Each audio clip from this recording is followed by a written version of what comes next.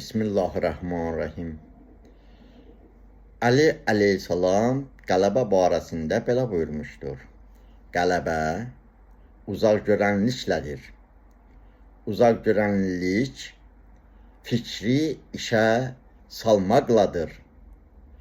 Fikir isə sir və gizli şeyləri qorumaqladır. Yəni, öz gizlin sirrini faş edən kəs